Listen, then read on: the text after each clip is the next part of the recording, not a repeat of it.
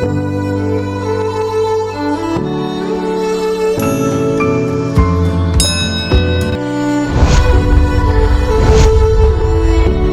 sister, from a brother, I like your hair, how it grows from your crown, connecting to your roots. I like your hair, how it stretches wide, pushing beyond boundaries laid. I like your hair, how it morphs freely, found in your range of expressions. I like your hair, how it's yours to do with as you please, to expand as big as you'd like, to shrink down to your scalp, to color the rainbow bright, to tell your story with passion, to embrace despite cruel standards, to maintain with care, to like by default, to hate on bad days, to appreciate for what it is, to love regardless. I love your hair. It's good from here to the motherland and everywhere. For a black woman to wear her natural hair, however that manifests itself, Yes.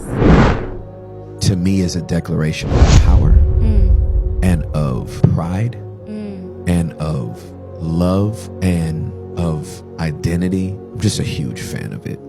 I really am. I'm a huge fan of it. I understand why we do the wigs and I understand it.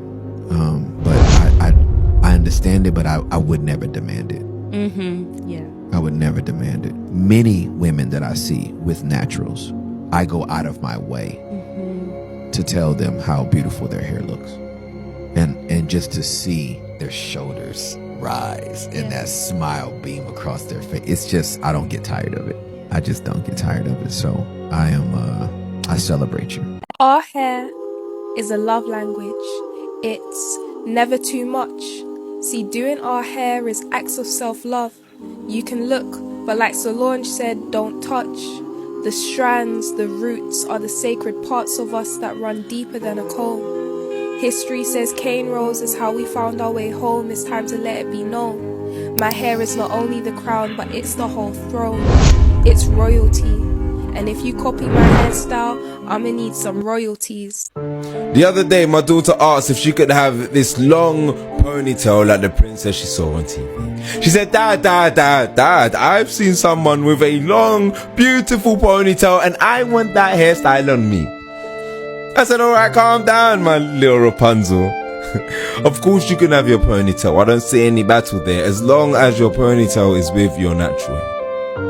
You see, I had to explain, even though she's only 3, that this world is kind of complicated when it comes to beauty. But let me not get into the isms and schisms. I'd rather you just love yourself as you are first, before this unrealistic beauty standard that society is going to try push on you tries to persuade you of anything different. And you may not get it now, but in years to come, you may sense what the pressure is. So I just need you to believe that you are beautiful as you stand, without all that extra shit. I didn't say shit, she's only 3. But I didn't finish with this. I said there may come a time where you might want to change your look as you evolve in character. Look, go for it.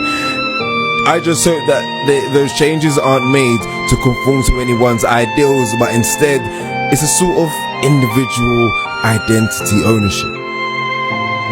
And plus, stop growing up too fast. I'm not ready for this shit.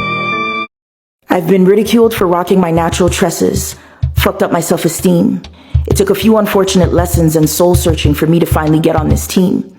And now that I'm here, I plan to continue on my journey of self-discovery because it's important for me to uncover this newfound identity. Like a snake, there's something invigorating about shedding old skin. It's like a transition, a transformation of sorts, something not akin. My 4C is growth. I'm no longer engaging in hair discourse that does not uplift my kind. I'm no longer imprisoned by thoughts of hair inferiority as it's detrimental to the mind. I'm no longer forcibly contemplating the use of straighteners, hot combs, and chemical perms, because I'm confident in the woman I'm becoming, and I'll decide if and when on my own terms.